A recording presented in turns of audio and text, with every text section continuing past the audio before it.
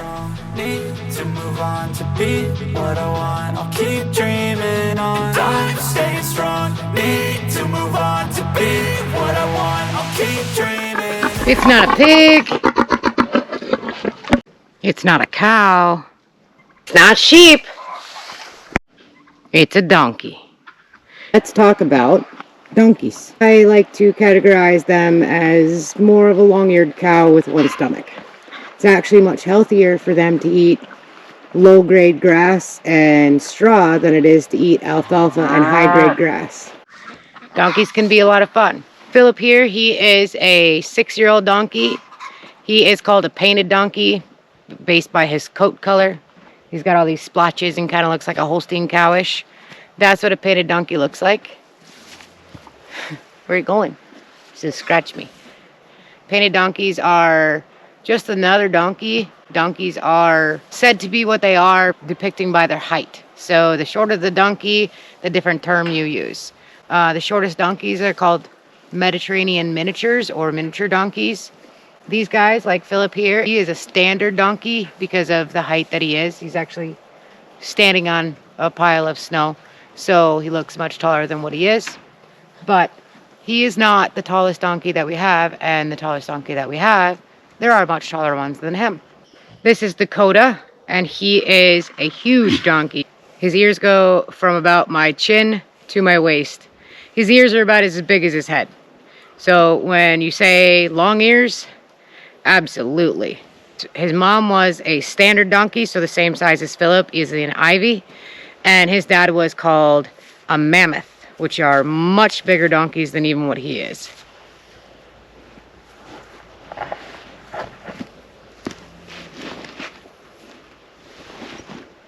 Donkeys are really actually very easy to care for. You just can't overthink them. Donkeys are not horses. Even though they're in the same family, species-wise, as horses, they're not horses. They're not made to eat the same high-quality forage that horses are. They're made to eat lower-quality forage. Philip's going to mess with my camera. No, don't touch. Things that are going to be appropriate for donkeys for eating are a lower-grade hay or even barley straw. They love to eat barley straw. When you're looking to feed your donkeys, don't feed them something that's an alfalfa. This is a little bit better. It's a little bit lower in protein and a bit more of the leafy greens. But this straw, they love. Love. This is your best choice. This is a good choice. And this shouldn't be a choice at all. And if you want to feed them grain, there is a product, and I'll link it in the description, from Amazon you can get for them. It's called miniature horse and pony food. And it's really low in starches and it's low in protein, but it has really high fiber. And that's exactly what donkeys need. But they don't need a lot of it. So don't think that it's the key to their heart. It's not.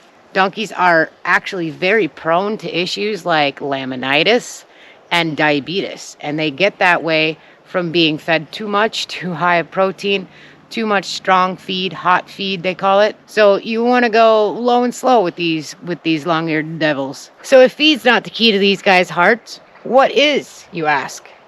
Scratches, attention. They love attention. They love to be petted and played with. They're actually incredibly smart. People think that donkeys are dumb. And the reason why people think that donkeys are dumb is because they tend to outthink you. They tend to outthink exactly what you're asking them to do and go the exact opposite with it. They're not going to do something unless they feel comfortable with it. So you absolutely have to be the alpha in your relationship so that they feel comfortable doing the things that you want them to do. Donkeys also really love the inside of their ears scratched. Oh, he says yes right there. They like their chest scratched.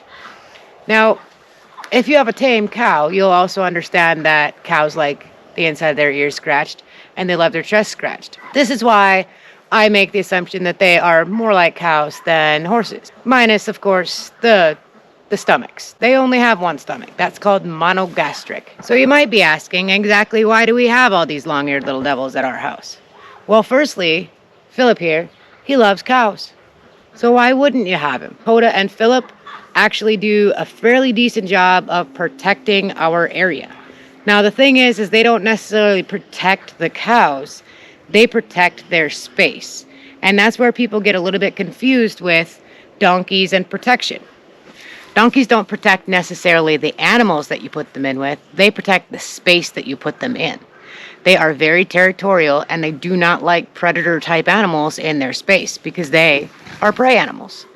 However, they do have some predator tendencies, if you will. They will not, hello, Prem, they will not tolerate dogs, coyotes, fox, even the stray cat every once in a while. They're not hip on that. They want them to stay out of their space. If you want to get a donkey, these are the things that you need to have set up. They need to have structure to get out of the weather. And the reason that they need to have structure like that, Philip, stop trying to eat my camera. The reason that they need to have structure like that is because their hair is actually more filled with air. Now these guys look really puffy, but their undercoat is not made for, say, weather like this, like Minnesota. So these guys all have a place that they can go in and get out of the weather. And they're a lot like goats in that notion. They don't particularly like it when it's raining, and they don't like it when it's snowing. They're fair weather critters. When you're planning on putting your donkeys out to pasture, I would recommend that you do that in the evening and overnight. Because in the evening and overnight, the grass doesn't hold the sugar up towards the end of the leaves. It actually pulls it all the way back down and puts it at the base. And it's a lot better for your donkeys to be eating grass that has sugar at the base than sugar at the top.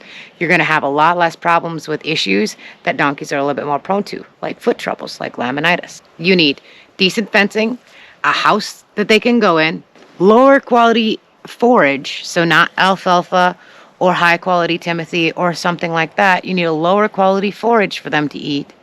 And if you must feed them grain, something like a low protein, low starch would be the best. Something like that miniature horse and pony food. Now don't feed them a whole lot though, because they can get fat almost off of air. These guys are actually from more arid areas, and so they're used to a lot more scrub grass type stuff. And I tell you what, they're a really good cleanup crew. But if you're planning to put them in a barn, be aware, they do like to chew on wood. And in a tree line, they like to eat little plants. So if you're planning on putting them out in a new seeding of trees, you aren't going to have very many of those trees left. Donkeys are also a lot less prone to kicking than horses are. They don't fire that hind leg unless they know that they can hit what they're aiming at. And they don't like to waste energy.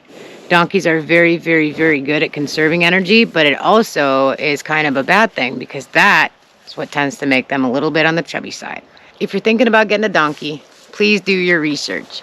And then note that you're going to have a buddy for a long time because they might not be tame when you get them, but the more time you spend with them, the more in your pocket they will be. You hear me keep saying if you get a donkey. Now, reality says that these guys are not singleton animals and should not be kept in a singleton type of situation. They will not do good if you get a cow and a donkey. They need to have somebody that speaks their own language that they can talk to.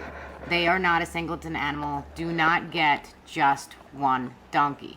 If you're looking for them to protect your property, having one to do the job is just not going to cut the mustard. They should be kept in a group no smaller than 2. We have 6, and it seems to work just fine for us. The big ones go out to the fence line, and usually the little ones stay with the calves that they've bonded with. Donkeys come in a wide variety of colors, sizes, and attitudes. So make sure that when you're looking for the donkey that's right for you, you look at the size you need, the color you might want, and the attitude that's going to fit you. Thanks for hanging out, guys. And like always, we'll check you later. I'm staying strong, need to move on to be what I want.